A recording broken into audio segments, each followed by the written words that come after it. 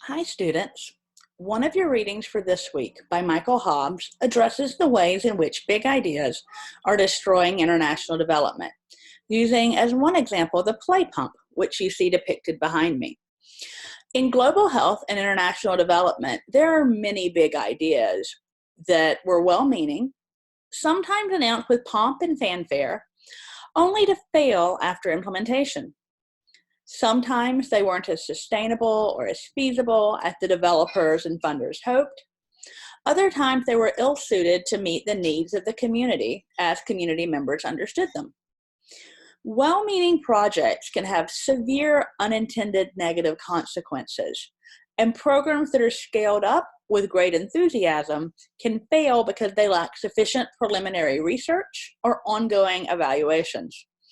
This underscores the value that working in global health and related disciplines requires humility.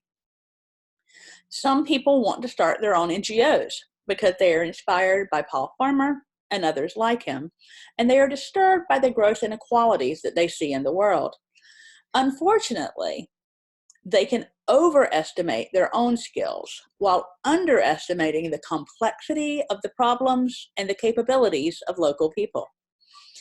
The old saying is, if you want to go fast, walk alone.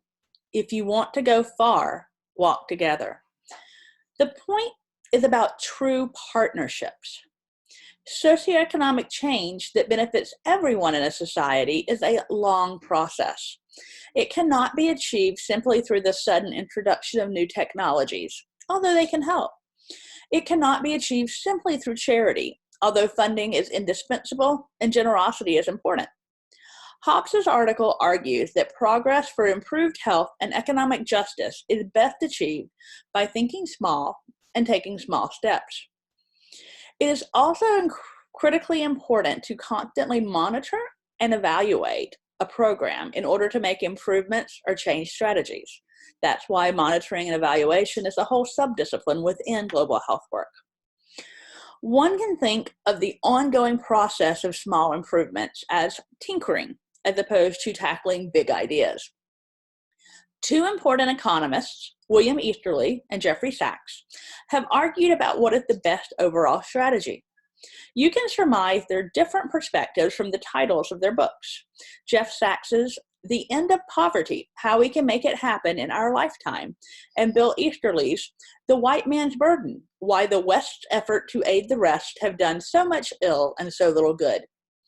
They're both faculty at New York City institutions, Sachs at Columbia and Easterly at NYU. And I've always liked to imagine that they have a cage match battling it out on rush hour on a 2-3 train headed downtown.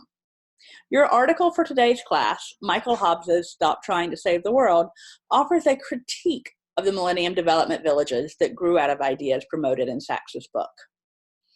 Hobbes's choice of title is meant as a warning or a note of caution. It's not an invitation to complacency.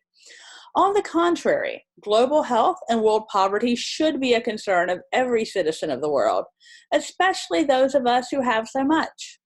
There are all sorts of ways to contribute, but big plans and simple solutions often do not work in our complex world. It is your obligation as a global citizen to contribute, but you don't have to save the world today. You just have to do your own part, which may be a long-term project. It is important to remember that the world is always changing, and we're seeing that right now more than ever. It takes the effort and cooperation of many people to nudge the processes of change in the direction of social justice.